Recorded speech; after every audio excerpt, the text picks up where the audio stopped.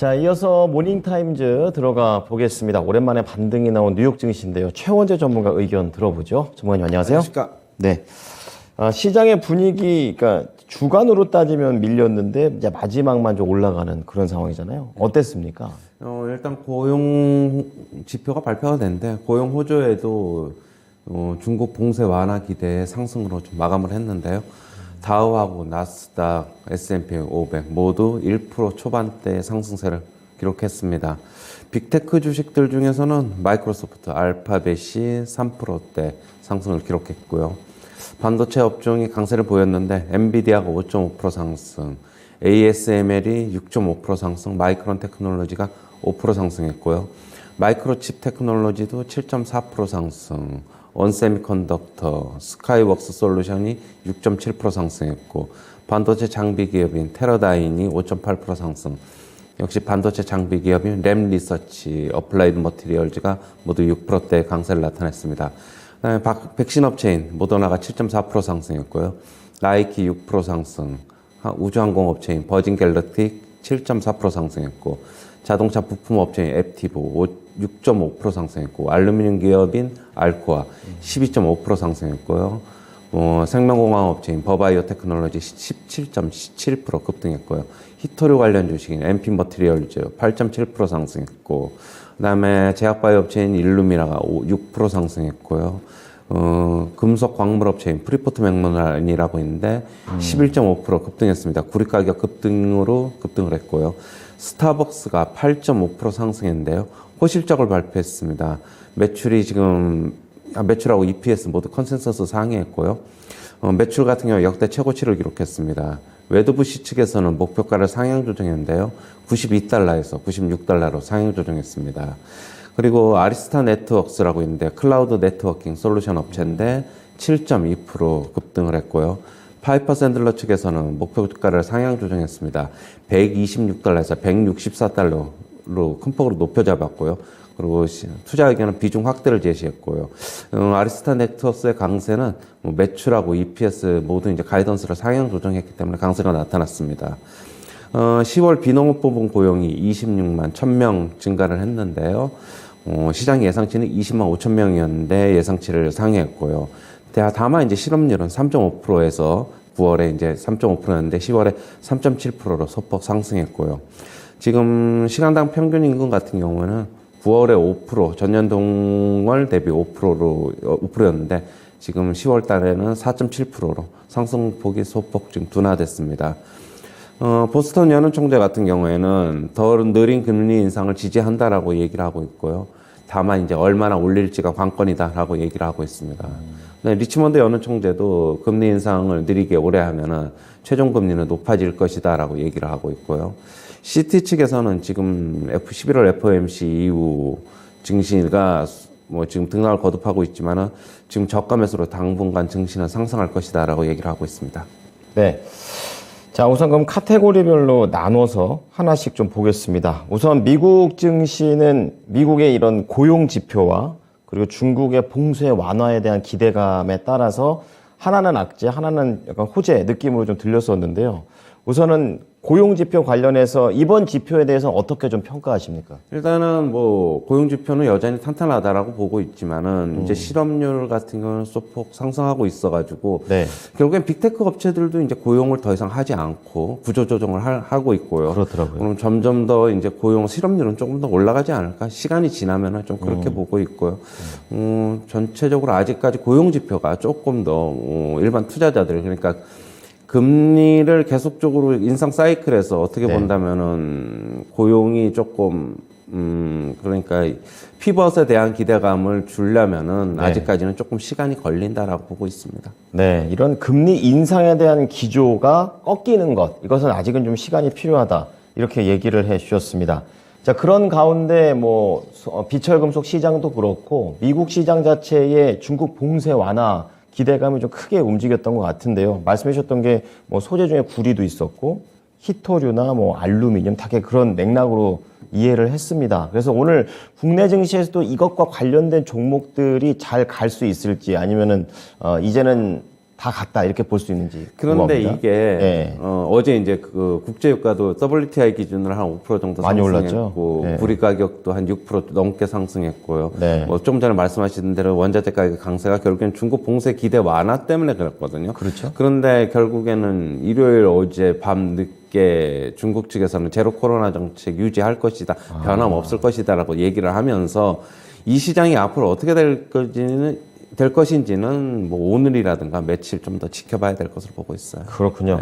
이게 또 일요일 날 또 체크를 또 해주시네요. 봉쇄와 관련된 내용이 계속 유지가 될 것이다. 시진핑 주석은 바꿀 생각이 없군요. 이제 그렇게 되면 오늘 관련된 종목들 주의 깊게 보면서 움직여야 될 것 같습니다. 자, 두 번째로는 뉴욕 증시에서 중요한 연준 위원들의 발언들이 계속 나와줬었는데요. 뭐 다 보면은 최종 금리는 더 올라갈 것이다. 대신 이제 천천히 올리면 올라갈 것이다. 이렇게 얘기하는데 그러면 뭐 빨리 올리자는 건지 아니면은 이렇게 천천히 가자는 건지 잘 헷갈립니다. 어떻게 봐야 됩니까? 일단은 예. 자이언트 스텝은 이번 달이 이제 마지막인 것으로 보고 달이. 있고 12월에는 결국엔 빅스텝 50bp만 할 것으로 보고 있고요. 내년에도 뭐 25bp가 한두 차례 있은 후에 동결을 할 것이다라고 뭐 보고 있어요. 네. 일단은 조금 이제는 자이언트 스텝 같은 이제 뭐 과격한 인상은 조금 자제할 것으로 좀 보고 있고요. 일단 금리 상단치가 뭐 5.5%가 되든 5.25가 되든 어느 정도 선을 그 정도에서 맞춰놓고 네. 한 연말까지 그러니까 내년이죠. 내년까지는 결국에는 조금 인플레가 어떻게 움직이는지, 물가가 어떻게 잡히는지를 보고 나중에 이제 뭐 추가적인 금리 인상이든지 인하든지 결정을 할 것으로 보고 있습니다. 어차피 이제 투자자 입장에서는 금리 인상에 대해서 피할 수가 없는 그런 상황이다 보니까 그런 생각도 들더라고요. 짧고 굵게 이렇게 정책으로 이렇게 밀어붙이고선 그걸 빨리 좀 고통스럽지만 참는 게 나은 건지 아니면 이렇게 말 나온 것처럼 가늘고 길게 해서 올리는 게 좋은 건지 어떤 게 좀 나은 거예요, 그나마? 너무 이제 과격하게 이제 자이언트 스텝을 4차례나 하다 그랬죠. 보니까 예. 시장에는 상당히 좀 충격이 왔었잖아요. 그랬죠. 그리고 그 4차례 하는 동안에 최근에야 이제 어느 정도 동결할 것이다라는 내년에 어느 정도 올린 다음에 그런 사인이 나왔지만 4차례 하는 동안에는 이게 그동안에 그럼 4차례, 5차례 더 갈지 아니면은 나중에 그냥 1%안 잡히면 1% 아예 더 세게. 올릴지 예. 그걸 모르다 보니까 금융시장의 불확실성이 쌓이다 보니까 주식시장 상당히 뭐 안 좋았고 맞아요. 그런데 원래는 이제 단계적으로 올리는 게 제일 좋죠. 그런데 그 인플레이션이 너무 심하다 보니까 그리고 안 잡히다 보니까 네. 이렇게 올렸는데 조금 어느 정도는 이제는 좀 상황을 올려놓고 동결시켜놓고 좀 지켜봐야 되는 게 맞는 것으로 보고 있어요. 그나마 좀 다행입니다. 저 거칠게 올렸던 거를 조금은 속도 조절을 하면서 우선 11월까지는 75 가는데 그다음부터 12월부터는 50 내용보다는 이제 좀 보면서 움직이겠다는 시장의 분위기를 말씀을 해 주셨습니다. 자, 그렇다면 이제 전망과 관련된 파트로 나눴을 때 이제 C티그룹 말씀을 해 주셨는데 이제 저가 매수 때문에 당분간 증시가 이번 이제 금요일처럼 올라갈 것이다. 이렇게 얘기를 하면 국내 입장에서는 상승할 때마다 이렇게 비중을 좀 축소해 나가는 게 맞는가? 좀 이런 생각이 듭니다. 어떻게 할까요? 일단은 국내 증시 같은 경우는 지금 외국인들의 모멘텀 때문에 네. 지금 어떻게 본다면 디커플링이 좀 나타나고 있는데 그렇더라고요. 그렇다고 본다면은 121선인 국내 지수 차트 코스피 네. 차트 한번 잠시 보시면요. 121선이 2,400이거든요. 예. 자기네들 자의적으로 뭐 미국 증시랑 상관없이 올리겠다고 하면은 일단 거기까지는 좀 열어놔야 되지 않나 그렇게는 보고 있습니다. 2,400 소폭 상회하면 할 수도 있는 거예요. 꼭 네. 그 이동평선에 뭐 못 넘고 그걸 소폭 넘고 하다가 날지는 모르겠지만은 네. 그 정도 선까지는 한번 좀 열어두는 게 맞지 않나라고 보고 있어요. 외국인도 뭐 쉽게 지금 물어날 기세가 아니다 그렇게 보고 있습니다. 그렇더라고요. 이게 계속 어쨌든 간에 시장 흐름이 비슷하게 똑같은 악재에 움직인다 하더라도 각 증시, 국가마다 증시별로는 또 저가 하단이 또 있기 때문에 이 부분에서 약간은 요즘 미국 증시가 약간 차별화 증시가 나오고 있는데 꼭 그렇지는 않지만 기준적으로 크게 121선 기준으로 좀 어느 정도 열어놓으면서 2,400포인트 보면서 움직이자고 얘기를 해 주셨습니다. 자, 그럼 코스피 지수 그렇게 좀 말씀을 좀 해 주셨고요. 이제 마지막으로 종목들로 좀 엮어보도록 하겠습니다. 대표적으로 스타벅스 그리고 아리스타 네트워크스 이렇게 말했는데 이 스타벅스 같은 경우에는 확실히 실적이 좋으면 이런 소비재 쪽에서도 좀 긍정적인 내용이 나오잖아요. 그래서 국내에서도 같은 관점으로 이해해야 될까요? 어떻습니까? 스타벅스는 뭐 미국 자체 내의 뭐 지금 모멘텀이기 때문에 우리나라는 뭐 굳이 같이 엮어볼 수 있는 게 뭐 그렇다면 스타벅스 코리아를 갖고 있는 뭐 이마트 정도밖에 없잖아요. 근데 이마트는 스타벅스 코리아 실적을 가지고 움직이기는 지금 그런데 스타벅스 코리아 실적은 또 부진해요. 네.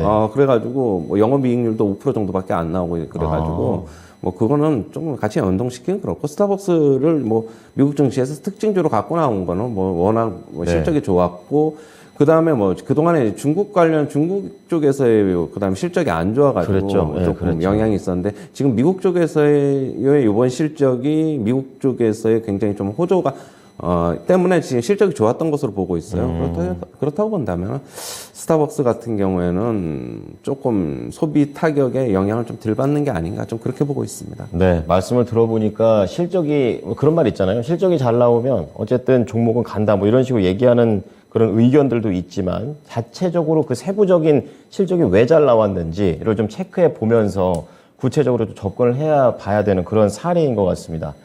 마지막으로 아리스타 네트웍스. 저는 이제 개인적으로 클라우드 플레이어를 좀 찾아봤었는데 약간 엇갈린 것 같아요. 클라우드 쪽인 측면에서 아리스타 쪽에서 올라갔지만 클라우드 플레이어는 좀 내려가는 이런 내용도 나왔었는데 이런 클라우드 관련된 종목 관련해서 국내에도 좀 많은데요. 이제 실적으로 이게 제가 엇갈린 것 같거든요. 그걸 좀 실적으로 기준 잡아서 골라도 되겠습니까? 네, 뭐 그것도 괜찮은데 지금 아리스타 넥서스 같은 경우에는 뭐 실적으로 올라간 게 아니죠. 실적 올라간 거 아니고 가이던스 상향 때문에 올라간 거예요. 전망이 좋았군요. 예, 뭐 예. 앞으로 전망을 계속적으로 좋게 내놓다 보니까 파이퍼 샌들러 측에서는 그런 전망을 보고 목표가도 뭐 큰 폭으로 상향 조정해서 네. 이제 상승을 한 것으로 보고 있습니다. 클라우드 관련해서는 국내 업체들 같은 경우에는 저는 뭐 미국 시장에서 어느 정도 연동을 받겠지만 네. 실적 보고 접근해야 된다. 아직 3분기 실적 안 나온 업체들이 더 많기 때문에 실적 저는 실적 시즌에서는 뭐 실적이 좋을 것이라고 선침해하는 것보다는 일단은 저는 나오고 나서 접근하는 것도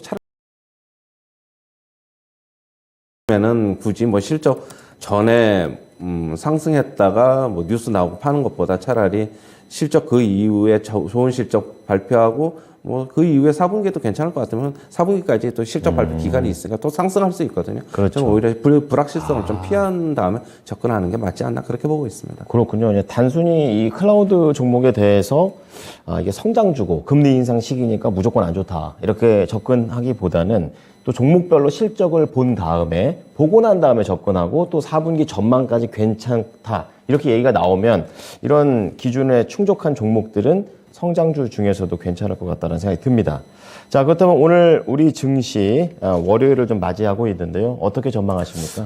일단은 이번 주 전체적으로 보면은 네. 뭐 미국 중간 선거, 미국 시장 같은 미국 중간 선거 있고 큰일 11월에 났죠. CPI 발표 있고 네. 그래가지고 조금 뭐 불확실성이 있는데 국내 증시는 제가 아까 얘기했듯이 이번 주에 결국에는 121선 근처까지는 타진을 해보지 않을까 보고 있습니다. 그렇군요. 대신 이런 거는 있어요. 여태까지 미국 시장 빠지면서 우리나라는 버티어서 그동안에 올랐는데 그렇죠. 예.